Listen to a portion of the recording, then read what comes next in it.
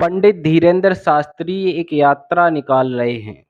उनका कहना है, इस यात्रा में जो नारा लगा रहे हैं वो नारा है, जात पात की करो विदाई हम सब हिंदू भाई भाई। क्योंकि जिस तरीका की आप रैली निकाल रहे हो उस रैली में मुझे जात पात का जो आप हिंदू सनातन एकता की ये रैली निकाल रही है वो एकता कम और बीजेपी का प्रचार ज्यादा दिखाई दे रहा है। हर जगह देखो बीजेपी के नेता खड़े हैं। जहाँ पर भी आपकी पंडाल रुकने की व्यवस्था हो रही है वहाँ बीजेपी के कार्यकर्ता लगे हुए हैं।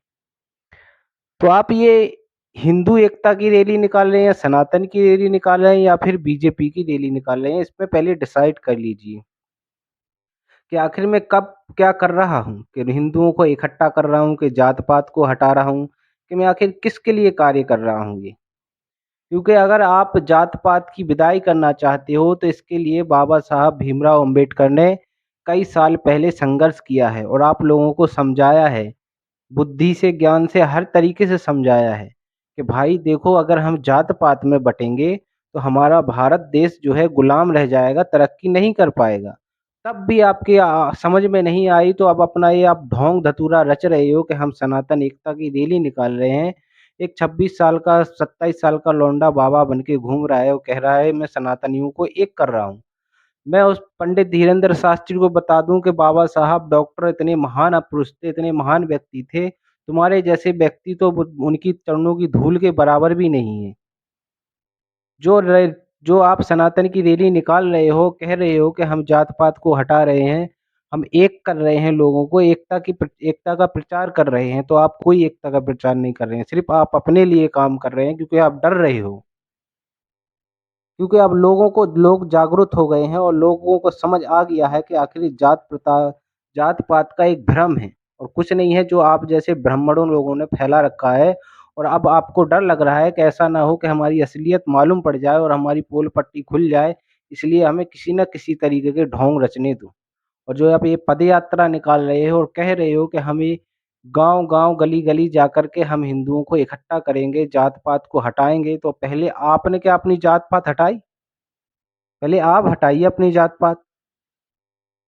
आज भी कोई ब्राह्मण किसी शूद्र या किसी दलित के घर आता है तो वो व्यक्ति उसे वहाँ पर बिठाता है जो जो उसके घर में सबसे अच्छी जगह होता है। अगर वही शूद्र या कोई दलित किसी ब्राह्मण के घर जाता है तो वो बैठने के लिए तक नहीं पूछता है, बल्कि उसके घर पे जाना होता है तो अपने चप्पल जूते बाहर ही उतार के जाता है और खड़े-खड़े आ जाता है। अगर वो उसे प्यास भी लगी होती है तो वो पंडित उस बर्तन में पानी पिलाता है जिस बर्तन का उसके घर में कोई यूज़ ना करता हो। यानी कि बाहर पड़ा रहता हो, बेकार हो, उस बर्तन में उसे पानी देता है और वो भी पानी देगा इतनी दूर से कि ताकि ये बर्तन इस अछूत के हाथों में ना छिप जाए।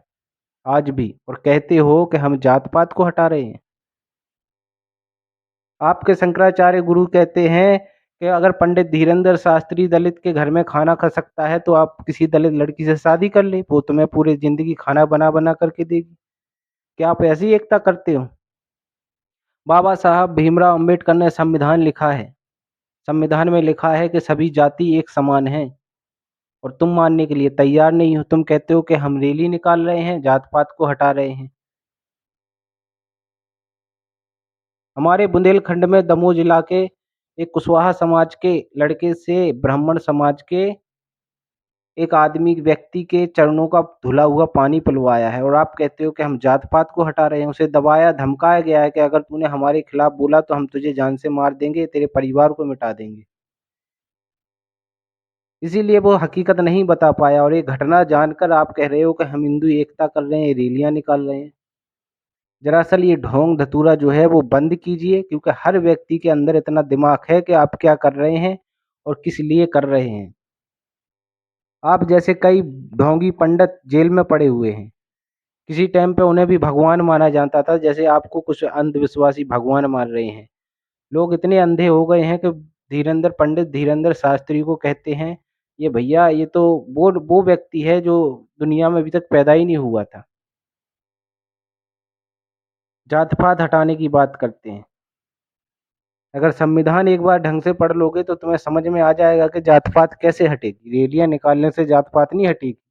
अगर तुम्हें जात-पात हटाने की बात करते हो तो ब्राह्मण समाज किसी भी समाज में अपनी बेटी या बेटे की शादी करने के लिए तैयार रहे।